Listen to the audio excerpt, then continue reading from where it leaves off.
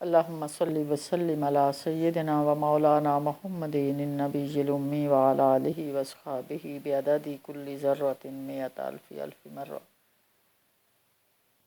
نبی کریم صلی اللہ علیہ وسلم نبی آخر الزماں ہیں۔ آپ صلی اللہ علیہ وسلم کے بعد کوئی نبی نہیں آنا۔ اللہ تبارک و تعالیٰ نے جہاں قیامت تک قرآن پاک کی حفاظت کا ذمہ لیا، بالکل اسی طریقے سے نبی اکرم صلی اللہ علیہ وسلم کا اسوہ حسنہ اور آپ کی تعلیمات کو بھی محفوظ رہنا ہے۔ حضور صلی اللہ علیہ وسلم کی ناموس کی بھی حفاظت کا ذمہ اللہ تبارک و تعالیٰ نے لیا۔ نبی اکرم صلی اللہ علیہ وسلم کے بعد آپ صلی اللہ علیہ وسلم کی امت آپ کی قائم مقام ہے۔ اس مشن کو لے کر اٹھے، شہادت کی علم بردار بنے، آپ صلی اللہ علیہ وسلم کی تعلیمات کا خود بھی پیکر بنے، اس کے سانچوں میں ڈلے اور دور تک پھیلی ہوئی دنیا تک آپ صلی اللہ علیہ وسلم کا پیغام پہنچائے۔ نبی اکرم صلی اللہ علیہ وسلم نے اس بارے میں جو اسوہ حسنہ چھوڑا ہے، ظاہر ہے جو لوگ قائم مقام ہیں امت کی حیثیت سے، آپ صلی اللہ علیہ وسلم کے مشن کے علم بردار ہیں، انہیں اس بارے میں بھی رہنمائی وہی سے لینی ہے۔ احساس ذمہ داری کی شدت۔ واقعات میں آتا ہے کہ نبی اکرم صلی اللہ علیہ وسلم مسجد میں تشریف لائے، اپنے ممبر پر تشریف فرما ہوئے۔ حضرت عبداللہ بن مسعود رضی اللہ عنہ وہاں بیٹھے تھے، ان سے کہا عبداللہ مجھے قرآن سناؤ۔ حضرت عبداللہ بن مسعود قدرے حیران ہوئے، عرض کیا یا رسول اللہ صلی اللہ علیہ وسلم میں قرآن سناؤں؟ یہ قرآن تو آپ پر نازل ہوا ہے، آپ صلی اللہ علیہ وسلم اسے ہم نے سنا ہے، آپ صلی اللہ علیہ وسلم اسے ہم تک پہنچا ہے۔ آپ صلی اللہ علیہ وسلم نے فرمایا نہیں عبداللہ، آج تو جی چاہتا ہے کہ کوئی پڑھے اور میں سنوں۔ سبحان اللہ۔ حکم تھا آپ اسی طرح ممبر پر تشریف فرما رہے۔ حضرت عبداللہ بن مسعود رضی اللہ عنہ نے نیچے بیٹھے ہوئے سورہ نساء کی تلاوت شروع کی۔ جب اس آیت پر پہنچے فَكَيْفَ إِذَا جِئْنَا مِنْ كُلِّ أُمَّةٍ بِشَهِيدٍ وَجِئْنَا بِكَ مِنْ عَلَىٰ هَٰؤُلَاءِ شَهِيدًا، سورہ نساء۔ پھر سوچو کس وقت یہ کیا کریں گے جب ہم ہر امت میں سے گواہ لائیں گے اور ان لوگوں پر تمہیں یعنی محمد صلی اللہ علیہ وسلم کو گواہ کی حیثیت سے کھڑا کریں گے۔ تو حضرت عبداللہ بن مسعود کو اندازہ ہوا کہ جیسے نبی اکرم صلی اللہ علیہ وسلم انہیں ہاتھ کے اشارے سے روک رہے ہیں۔ حسبک حسبک، عبداللہ ٹھہر جاؤ، عبداللہ ٹھہر جاؤ۔ سر اٹھا کر دیکھا تو کیا دیکھتے ہیں کہ نبی اکرم صلی اللہ علیہ وسلم کی آنکھوں سے آنسو رواں ہیں اور ریش مبارک آنسوؤں سے تر ہے۔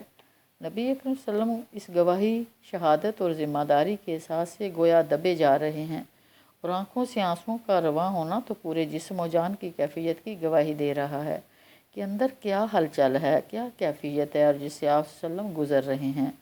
گویا نبی اکرم صلی اللہ علیہ وسلم اس لمحے سے پریشان ہیں جب پوچھا جائے گا کہ کیا تم نے اس پیغام کو پہنچایا، لوگوں کے دلوں کو گرمایا، ان کے جسم و جان کو ان راہوں پر لگایا، تم نے لوگوں کو منزل کا شعور دیا، تم نے انہیں جد و جہد کا پیکر بنایا، تم نے چاروں انگ عالم میں اس نئی کشمکش کی داغ بیل ڈال کر اس کی طرف ان کو بلایا۔ یہ احساس اور احساس کی شدت آپ صلی اللہ علیہ وسلم کو رلا رہی ہے۔ یہ امت آپ صلی اللہ علیہ وسلم کی قائم مقام ہے اور آپ صلی اللہ علیہ وسلم رہتی دنیا تک امت کو اس حوالے سے رہنمائی دے رہے ہیں۔ جو لوگ اس مشن کو لے کر چل رہے ہیں وہ ان کی پوری بستیوں کے ذمہ دار ہیں، جہاں وہ اپنے شب و روز بسر کرتے ہیں، اور اس ملک اور قوم کے۔ کبھی اتفاقاً آدمی اپنے آپ سے یہ سوال کر لے کہ قرآن تو میں بھی پڑھتا ہوں، کہ اگر پوچھ لیا جائے کہ ان بستیوں میں تم نے کیا کام کیا، کتنے دلوں پر دستک دی، کتنے دل کے دریچے کھولنے کا تم ذریعہ اور سبب بنے، اور کتنے دریچہ ہائے دل ایسے تھے جو تکتے رہ گئے، کوئی آئے اور بتائے تو صحیح کہ اسلام کہتے کس کو ہیں۔ اللہ، آپ نے وہ واقعہ بھی پڑھا ہوگا کہ نبی کریم صلی اللہ علیہ وسلم قیام میں ہیں اور سورہ ابراہیم کی تلاوت فرما رہے ہیں۔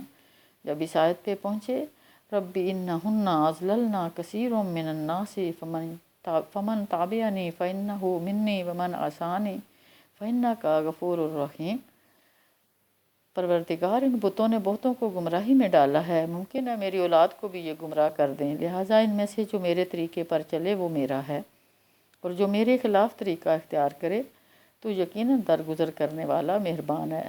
تو اس آیت کو پڑھتے تھے اور روتے تھے اور بار بار آیت کے اس حصے کو پڑھتے تھے، فمن تابعنی فانہ منی ومن عصانی فانک غفور الرحیم۔ اللہ تبارک و تعالیٰ نے جبرائیل امین علیہ السلام کو بھیجا، پڑھتے رہے،